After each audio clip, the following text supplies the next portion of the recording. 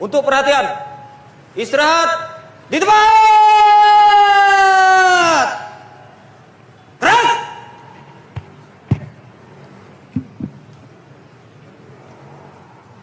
Assalamualaikum warahmatullahi wabarakatuh. Hari ini kita disadarkan pada sebuah peristiwa di mana kita sering buta mata kita, kita sering tuli telinga kita, dan kita sering gagu lidah kita. Ketika anak-anak kita berteriak di jalanan, mengusung sangkur, membawa celurit, saling berkejaran, darah menetes di setiap sudut kota, motor-motor dibakar, orang menjerit penuh rasa ketakutan, kita hanya bisa diam.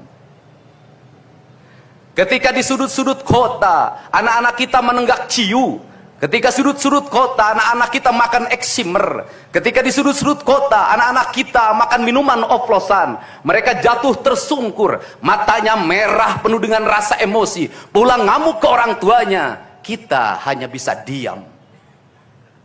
Ketika anak-anak kita menghabiskan waktu main game online sampai jam 4 pagi, tidak masuk sekolah, di rumah ngamuk, mengancam orang tuanya dengan pisau, menusuk kakeknya dengan sangkur, kita hanya bisa diam. Proses kita hanya dua, pidana dan penjarakan dalam penjara anak. Tetapi kita tidak pernah menyadari bahwa seluruh lorong-lorong kegelisahan mereka, seluruh hiruk pikuk jalanan tak membuat mereka nyaman. Sudut-sudut rumah menjadi neraka bagi kehidupan mereka. Lapang-lapang bola tergusur menjadi industri perumahan, pemukiman, dan pertokoan. Mereka kehilangan tempat bermain. Mereka kehilangan air yang jernih di sungai sehingga bisa mereka berenang. Mereka kehilangan gunung-gunung yang indah tempat mereka bercengkrama dengan alam. Mereka kehilangan sawah yang terhampar. Yang mereka lihat adalah kebisingan dan kebisingan. Bising di jalanan karena knalpotnya brong. Bising di rumah karena orang tuanya bertengkar. Maka mereka lari dalam lorong-lorong gelap. Digenggamnya handphone, diambilnya obat-obat terlarang, ditenggaknya minuman dalam sebuah kelompok yang sama. Kita orang-orang yang terpinggirkan di rumah, kita orang-orang yang terpinggirkan di sekolah, guru-guru telunjuknya menunjuk pada wajahnya, tapi tak bisa memberikan solusi kegelisahan jiwanya. Semua orang hanya memberikan pengamatan, analisis, kajian. Itulah metodologi yang dikembangkan bangsa ini. Tetapi tidak ada yang berani mengambil solusi, mengangkat mereka di sudut jalanan, dimasukkan ke barak, dididik secara militer, diarahkan menjadi anak-anak yang berguna. Kedisiplinan militer adalah harga mati bagi kemajuan bangsa, bukan musuh. Pandangan-pandangan buruk terhadap militer adalah pandangan-pandangan orang yang takut anak-anak Indonesia bangkit, yang takut anak-anak Indonesia mencapai kemajuan. Mereka takut bangsa ini menjadi bangsa kokoh dan tegap. Mereka ingin bangsa Indonesia menjadi bangsa pemabuk yang setiap hari mabuk akan ilmu pengetahuan, yang setiap hari bertengkar di TV, yang setiap hari bertengkar di medsos, sementara hamparan kekayaan alam diambil sama mereka. Janganlah kita menjadi antek dari bangsa lain, memporak-porandakan diri sendiri dan bangsanya dengan alasan pengetahuan, dengan alasan hak asasi manusia. Anak membawa motor di bawah umur adalah pelanggaran hak anak. Kapan kita bertindak? Dan selama ini kita membiarkan anak-anak nonton film tanpa didampingi oleh orang tua. Itu adalah pelanggaran anak, dan kita tidak pernah bertindak. Anak-anak di bawah umur merokok, minum minuman keras, itu adalah pelanggaran hak anak. Semuanya kita berdiam. Anak-anak main game online, nonton tayangan-tayangan dewasa lewat media sosial, kita berdiam. Negeri ini akan hancur manakala semua orang berdiam. Maka orang yang memegang kekuasaan harus menggunakan tangannya untuk merubah seluruh kemunkaran ini menjadi sebuah kebajikan. Kalau kita berkomitmen pada bangsa ini, problem anak-anak kita adalah mengkonsumsi tayangan yang bukan haknya di media sosial. Maka saya meminta peraturan pemerintah yang mengatur tentang itu segera dilaksanakan. Anak-anak di bawah umur tidak boleh mengakses media sosial yang bukan haknya. Seberapa besar pun gagasan yang saya gagas, seberapa kuat pun kekuatan yang saya bangun, saya tidak akan bisa melawan jutaan akun yang merasuki otak kiri dan otak kanan anak-anak kita. Untuk itu, Pada saat ini sudah saatnya kita tidak saling menyalahkan. Untuk itu saat ini tidak ada salahnya kita mengambil tindakan berdasarkan perilaku kita masing-masing. Perilaku ekonomi menyebabkan anak-anak kita kehilangan ibunya karena pergi ke luar negeri. Perilaku ekonomi mengakibatkan anak-anak kita tidak pernah bertemu dengan ibu dan bapaknya karena mereka mencari rejeki. Mereka ada di pojok-pojok rumah bersama kakeknya. Kakeknya melarangnya dia main game online, melarangnya pakai motor jam 11 siang. Maka pisau dapur terhunus dan ditusuk seseorang kakek oleh cucu yang disayanginya. Kerangka pijak seperti ini harus dibangkitkan oleh kita.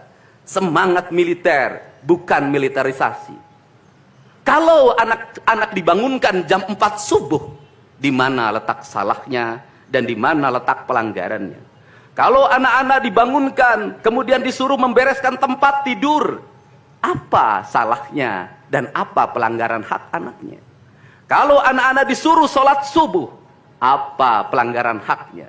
Kalau anak-anak mengikuti kuliah subuh, apa pelanggaran anaknya? Kalau anak-anak disuruh ngantri kemudian makan pagi, sarapan pagi dengan telur, dengan nasi, dengan pisang dan minum susu, di mana letak salahnya? Kalau anak-anak kemudian disuruh belajar, dan saat belajar duduknya bersikap, memandang ke arah gurunya, memandang mata gurunya, agar terjadi transformasi energi antara guru dengan muridnya, yang hari ini dihilangkan dengan digitalisasi, menghilangkan ruh spiritual konsepsi pendidikan kita, diganti dengan konsep pendidikan digital, yang tidak lagi melahirkan hubungan emosional guru dan murid. Akhirnya murid-murid tidak menghormati guru-gurunya, karena guru lupa mengekspresikan nilai-nilai spiritual dalam dirinya pada murid dalam ruangan yang hening, diganti dengan papan belajar digital. Di mana letak salahnya?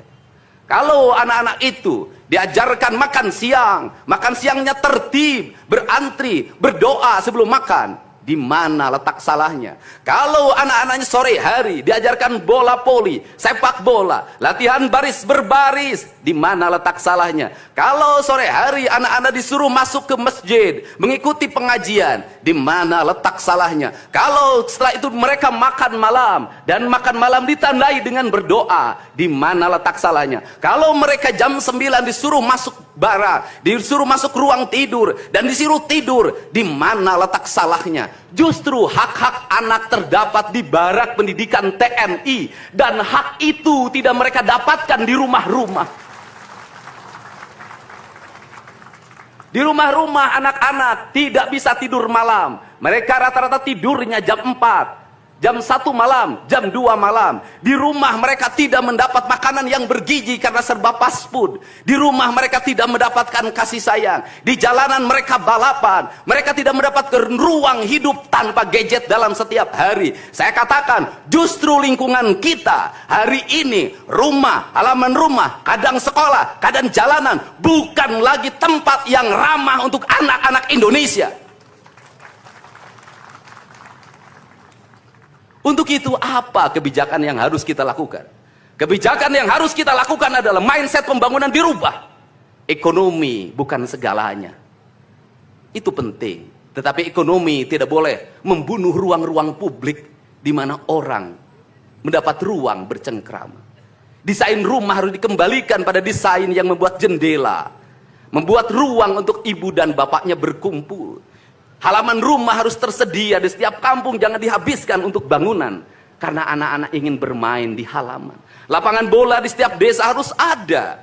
Karena apa? Karena mereka terus berinteraksi olahraga. Sungai-sungai harus dijernihkan. Karena anak-anak orang miskin tidak bisa berenang di kolam renang yang berbayar. Mereka harus berenang di sungai-sungai yang jernih. Gunung-gunung harus dihijaukan. Karena anak kita perlu hiking dan traveling dalam setiap waktu.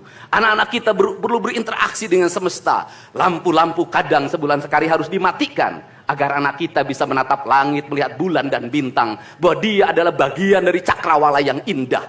Negeri ini sudah sesak dengan uang di kepalanya. Yang akhirnya apa? Pendidikan hanya menjadi ucapan dan tingkatan S1, S2, dan S3. Tapi pendidikan lupa ada nilai esensial yang harus dihidupkan dalam relung hati manusia. Pendidikan Indonesia adalah mewujudkan manusia Indonesia seutuhnya. Mewujudkan manusia Indonesia seutuhnya. Dalam falsafah Sunda disebutnya Pancawaluya. Cager, bager, bener, pinter, singer. Itulah falsafah pendidikan asasi. Maka falsafah pendidikan asasi dalam kaidah Sunda disebutnya kalimatnya begini. Kawung mabur sarulukna sama kelengiten pandana. Ciamis tinggal paitna, Ciherang tinggal kiruhna. Resi lengiten ajina pandita ilang komara. Kaduruku hawa nafsuna. Bangkong di kongkorong kujang. Kacai mawacameti. Saya hanya falsafah ini. Apa itu bangkong di kongkorong kujang? Kujang adalah senjata. Bagi orang Sunda adalah sebuah kehormatan diri. Kujang. Tetapi kujang tidak bisa dikongkorongkan pada bangkong. Kalau bangkong dikongkorongkan oleh kujang, bangkong itu anak-anak di bawah umur. Kalau dia dikongkorongkan oleh kujang, kujang itu tak bermakna dan bangkong itu mati, tak mampu membawa kujang. Kacai mawacameti, apa itu artinya? Orang pergi ke air untuk mensucikan diri, maka dia harus membebaskan diri dari berbagai apapun kepentingan. Dia ingin pasrah, dia ingin sumera, hirup ukur sasamperan, awak ukur sasampayan. Sariring-ring dumadi sarengkak saparipola la haula wala quwata illa billah. Maka dia tidak boleh membawa hawa nafsu. Ketika kita ingin memasuki abad ritual dan spiritualitas, maka tidak boleh ada kebencian, tidak boleh membawa senjata apapun, tidak boleh, maka kita berserah. Apa yang terjadi hari ini? Orang-orang yang setiap hari bicara tentang kesucian, lidahnya menyakiti orang lain, menusuk orang lain, membawa api peperangan pada saat orang menuju kesucian. Bahkan bisa jadi menghinakan orang lain itu dianggap bagian dari kesucian. Tidak ada anak nakal, tapi orang Sunda itu menyebutnya budak bangor. Budak bangor itu beda dengan nakal. Kenapa? Itu masa mereka menginjaki masa remaja menuju masa dewasa. Maka di hari kebangkitan nasional ini, pemerintah Provinsi Jawa Barat, sekolah yang hari ini berjalan, ada pendidikan karakter, ada bela negara. Saya akan meresmikan menjadi Sekolah Kebangsaan Jawa Barat Istimewa. Sekolah Kebangsaan Jawa Barat Istimewa nanti akan dipusatkan di Dodik, Lembang. Dan kalau ada lembaga pendidikan lainnya, kami juga akan menjadi kerjasama. Mereka yang bersekolah di situ bukan anak-anak yang tawuran, bukan anak-anak yang minum, bukan anak-anak korban dari ML, tetapi juga nanti anak-anak yang memiliki kemampuan akademik yang tinggi. Anak-anak yang memiliki kemampuan pikiran yang tinggi. Dan seizin pimpinan DPRD Provinsi Jawa Barat, tahun ini kami akan memberikan beasiswa pada mahasiswa-mahasiswa yang kuliah di jurusan engineering. Tetapi mereka harus mengikuti sekolah kebangsaan selama 1 bulan. Agar uang yang diberikan oleh Provinsi Jawa Barat melahirkan nasionalisme-nasionalisme baru yang bisa membawa bangsa ini ke arah kemajuan. Dan saya mengucapkan terima kasih pada kalian semua yang membuat diri saya hari ini setiap hari berpikir. Ingat, doa yang terpancar ada 2. Saya tidak menyebut doa. Rintihan hati, bisikan hati ada 2. Ada yang berharap ini berhasil, dan ada yang berharap ini gagal. Siapa yang berharap ini berhasil? Mereka adalah kaum-kaum nasionalis yang mencintai bangsa ini. Siapa yang berharap ini gagal? Para nyinyir dan para pembenci yang menjadikan politik sebagai tujuan hidupnya tanpa pernah bisa membedakan mana kepentingan politik dan mana kepentingan kebangsaan. Walaupun kebijakannya baik karena beda dengan politiknya, dia mengatakan buruk. Dan walaupun kebijakannya buruk karena sama dengan politiknya, dia katakan baik. Ini orang yang tidak punya spirit nasionalisme. Dia hidup mempertuhan politik dalam setiap waktu. Saya katakan, dia hidup mempertuhan politik dalam setiap waktu. Meskipun lidahnya berkata bertuhan pada Allah, tetapi hatinya dalam setiap hari hasud dan menjadikan politik sebagai tujuan hidup. Dan barangkali bisa dilihat dari seluruh rakyat Jawa Barat, karena ini tertransformasi lewat media televisi dan media digital, yang menjadi petugas upacara hari ini bukan pasukan paskibraka yang biasa kita pakai, tapi mereka adalah peserta didik sekolah kebangsaan Dodik Lembang Rindam 3 Siliwangi. Waktunya tidak lama, hanya 18 hari, tapi bisa dibentuk. Pertanyaannya adalah, di sekolah mereka bisa dibentuk seperti ini? Kalau di sekolah tidak dibentuk hari ini, maka pertanyaannya adalah, berarti sistem pendidikan nasional harus dievaluasi. Dan kalau misalnya yang di Jakarta mau menyalahkan, kan disahkannya di Jakarta. Kan anggaran yang triliunan disahkan di Jakarta.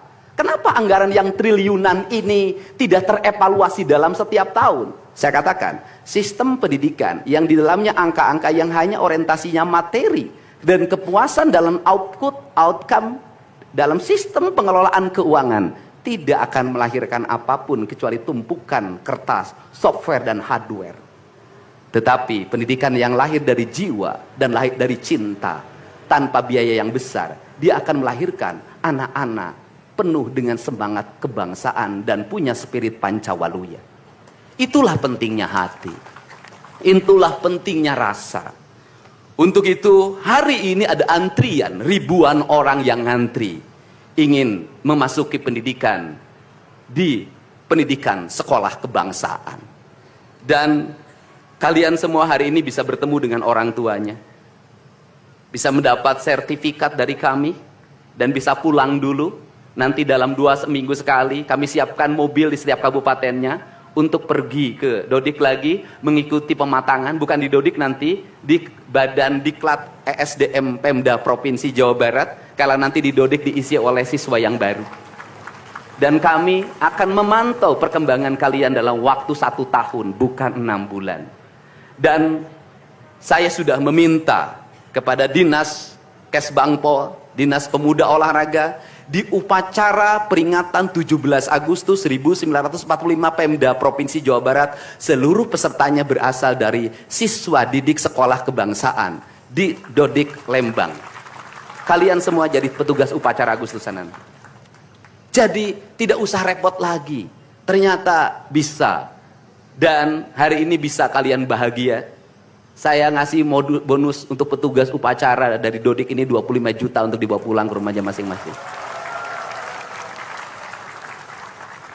Dapat uang saku, makannya enak, tidurnya nyenyak, berubah mental, bajunya bagus, pulang dapat bonus, gratis lagi.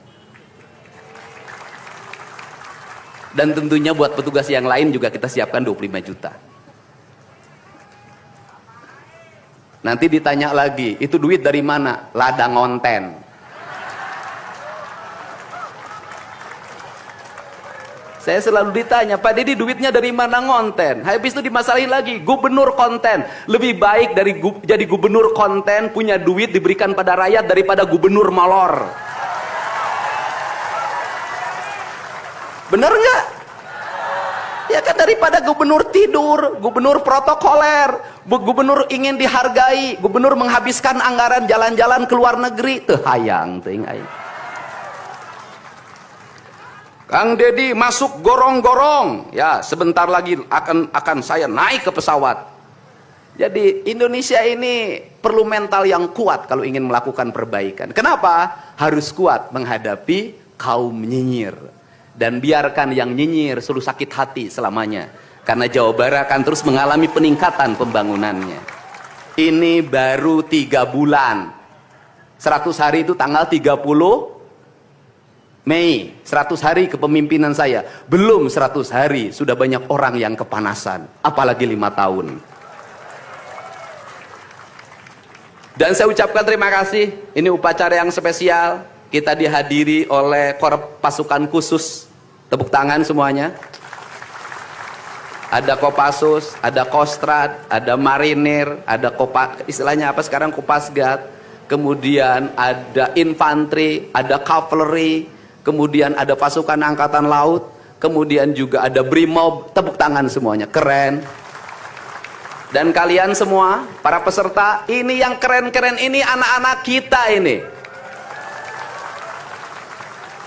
Anak-anak kita yang keren-keren ini, kamu tengok ke kanan, tengok kiri sambil minta sama Allah, besok kamu yang berseragam seperti mereka. Tepuk tangan kalian semuanya, semangat. Semangat. Semangat. Oke. Yang terakhir, ini buat biro umum. Ini harus dirubah, Pak. Pertama, ini tiang bendera menghalangi gedung sate. Benderanya nanti harus digeser ke sebelah sana.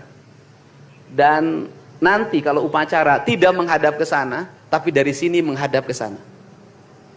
Agar panorama itunya tetap terlihat.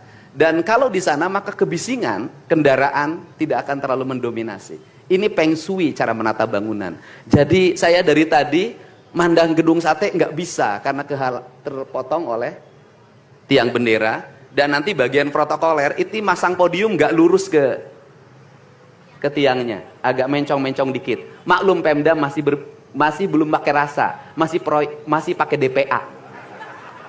Yang penting di DPA-nya juga tidak melanggar.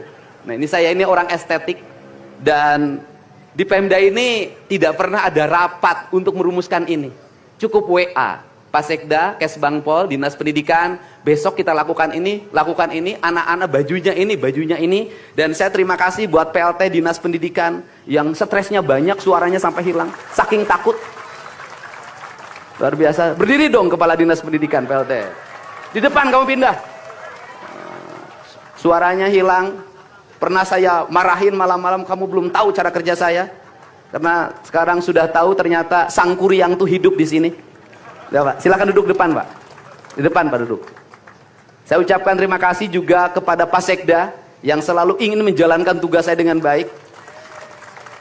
Kalau belum meluntur-luntur dikit wajar, karena dia memang penakut sama istrinya jadi kurang lentur. Kalau saya kan sudah sangat lentur hidupnya. Saya ucapkan terima kasih juga pada Kesbangpol, ini yang supporting sangat baik. Ini mantan, pindah Pak ke depan Pak. Ini jajaran protokoler dan saya ucapkan terima kasih pada Pangdam 3 Siliwangi yang support full. Terima kasih. Kemudian Pangkostrat yang di Purwakarta juga melaksanakan dan berbagai divisi. Kemudian Komandan Dodik Rindam. Terima kasih.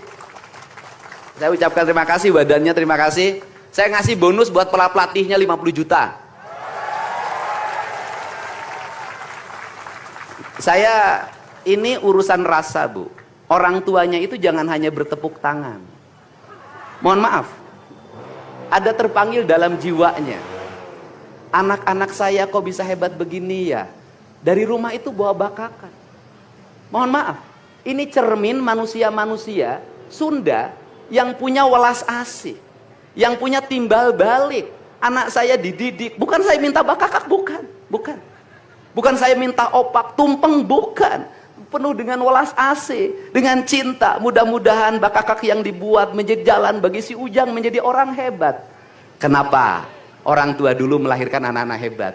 Karena cinta rasa. Bukan gratifikasi. Dia kenaikan kelas tidak bawa uang. Dia bawa tumpeng buat gurunya. Dia bawa bakakak buat gurunya. Karena gurunya telah mendidik anak-anaknya dengan baik. Itu cinta, itu rasa, bukan gratifikasi. Kami berbuat baik pada orang tuanya, tapi orang tuanya juga harus punya rasa dan punya cinta demi anak-anaknya. Saya pengalaman ibu saya dulu selalu berpuasa ketika saya punya hajat, punya lagi ujian, lagi kenaikan kelas, menghadapi kesulitan, ibu saya dan bapak saya pasti berpuasa buat saya. Saya minta ibu dan bapak, coba rajinlah berpuasa bagi anak-anaknya. Bisa jadi, mohon maaf, bisa jadi anak-anaknya seperti ini, rasa orang tuanya yang harus diperbaiki. Bukan kesalahan anaknya, tetapi rasa dan cinta orang tuanya juga harus dibenahi. Hidup itu alam Pak, interaksi. Buktinya sama tentara nurut, sama ibu nggak nurut, sama bapak nggak nurut. Nah ini, makanya untuk itu, dari sekarang, mari bangun cinta negeri ini, karena negeri ini adalah negeri Siliwangi, negeri Silih Asa, negeri Silih Asi, negeri Silih Asu, negeri Silih Pikanya. Bagi mereka yang tidak ngerti Siliwangi, tidak tahu makna Siliwangi, tidak pernah berkontemplasi dengan Siliwangi, jangan coba-coba Anda berbuat tidak baik terhadap tanah Siliwangi. Saya sampaikan itu, kaluhur tesirungan kehandap teu akaran. Ini saya ucapkan terima kasih seluruh pasukan. Saya ucapkan terima kasih buat Panglima TNI, Kepala Staf Angkatan Darat, Angkatan Laut, dan Angkatan Udara, Pangdam 3 Silo, dan seluruh jajaran. Semua terima kasih. Hari ini adalah hari bangkitnya kita. Hari ini adalah hari kemajuannya kita. Dan kita mulai seluruh perubahan ini dari tanah kita, tanah Sunda, tanah Siliwangi. Wallahu muwaffiq ila aqwamit thoriq. Assalamualaikum warahmatullahi wabarakatuh.